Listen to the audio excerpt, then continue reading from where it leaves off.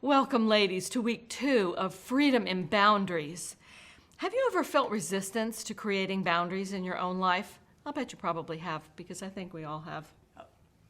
Yes, there are boundaries resistances, and I wanted to talk about a couple of them today. Once you realize you need to create boundaries, and sometimes it takes us a while to get there, to recognize that we do need them. But once you get there, you may find, as you implement them, that you'll meet some kinds of resistance. There are two main kinds. One is outside, which is others' resistance to your boundaries, and the other is inside, which honestly is your own resistance to creating them. So two primary outside resistances are other people's anger towards your boundaries, and the other is guilt messages that you receive from them for the boundaries you have created. Yeah, Very common. Yeah. You're probably raising your hands going, yep and yep, right? The one who is angry at your boundaries is the one with the problem. It's not yours. It's not internal to you. It's internal to them. And I loved when Cecilia was talking so much about, in her segment, about that boundaries is really a good picture is your yard and the fence around your yard. And so that's a really good picture to keep in mind, because when someone else is angry that you have established some limits, you just need to recognize that, oh, that anger is over in their yard. It's not in yours. That's right. And you don't have to receive it and take it in. That's a choice. And boundaries really are about personal responsibility. Yes, it is. And what is whose responsibility? Yeah. So you are not responsible for their reaction to your boundaries. You're only responsible for maintaining your boundaries and not get hooked by their response emotionally. That's right. That's tough. There is a boundaries rule that I usually start with when I help people with this, and that is, this is where I end and you begin. It's the fence. And so this is something you're going to really need to keep in mind as you go through encountering these resistances. Stay separate from their anger. You don't have to allow it in. They have to feel it. You don't. And they have to deal with it. So don't react to it.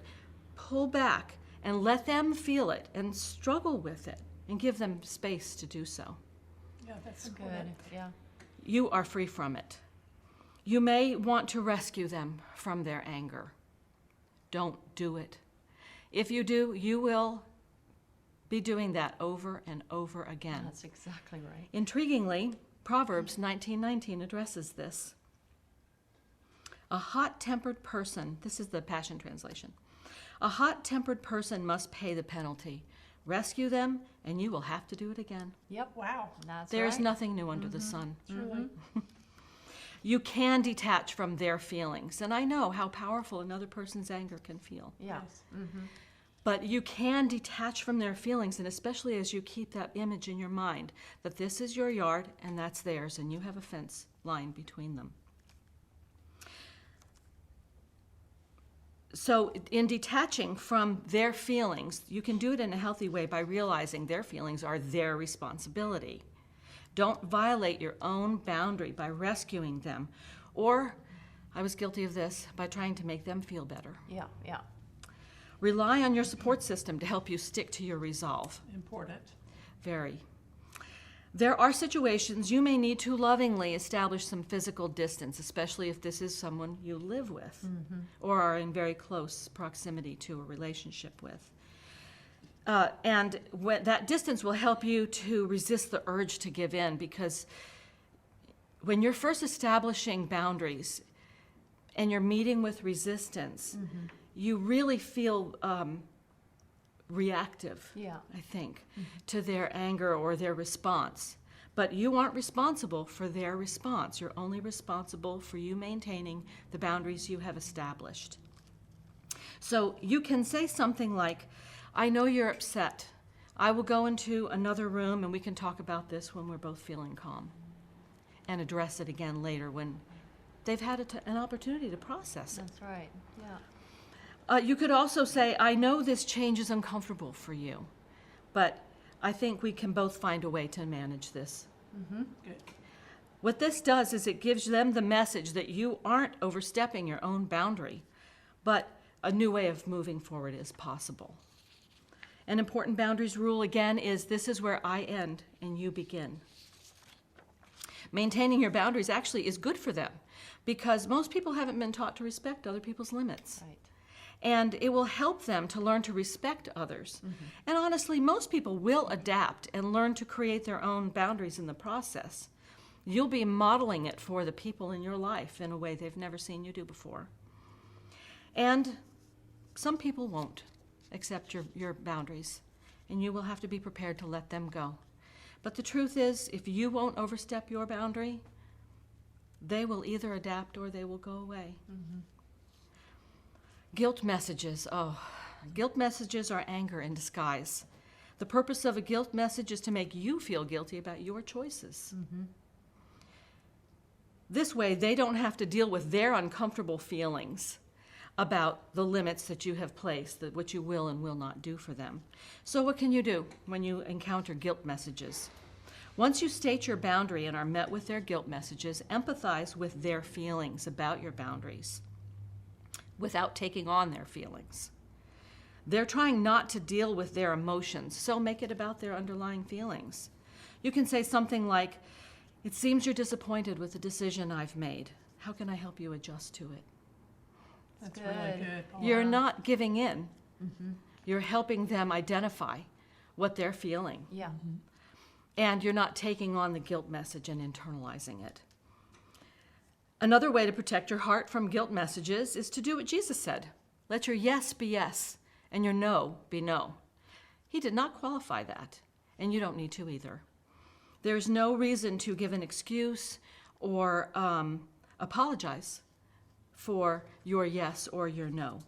You know, you can simply say, "I'm sorry, but I can't do that." Right. You are not responsible for their reaction. You are only responsible for owning your boundary. This may take some practice, but you'll feel really good about yourself when you master it. Again, don't invalidate your boundary by violating it. Right. I say this again because this is what really trips people up. If you won't budge, they will adapt. A word of caution is needed here. When you set boundaries, some types of controlling people will use threats of loss of relationship or standing or their assistance. Be prepared to accept that loss. If you're in a relationship with someone who physically abuses or threatens it, get a plan in place and be very careful with the boundaries. Make sure you're talking with someone, a counselor, who is familiar with helping you with something like that. And here's one thing. No one can make you feel anything. So anytime you internalize their guilt message, you're giving away your power. And you're allowing someone else to control you. Yeah. That's And we're right. talking about freedom and boundaries. That's right. Their control is costing you emotional stability and peace and is stealing your sense of personhood. Your boundaries show you have self-respect because you are clear about your preferences and what you're willing to do and not to do. You are a separate and distinct person, and they will find a way to adapt. The last common internal resistance I'll just briefly touch on is when we try to fulfill our unmet needs. We resist establishing any boundaries. Maybe we want their love, their acceptance, their approval, so we won't say no. We won't put any limits on them. We turn into a pile of mush, honestly. We become indistinct in that way because we just don't want to test those waters. When we don't say no, we resist establishing limits, and then we find ourselves doing things we don't really want to do. Yeah. So a quote from the Boundaries book that I will end with is one that I really liked. Identify whose love you're going to give up if you choose to live. Sisters, choose to live. And choosing to live is choosing to establish healthy boundaries. You're worth it.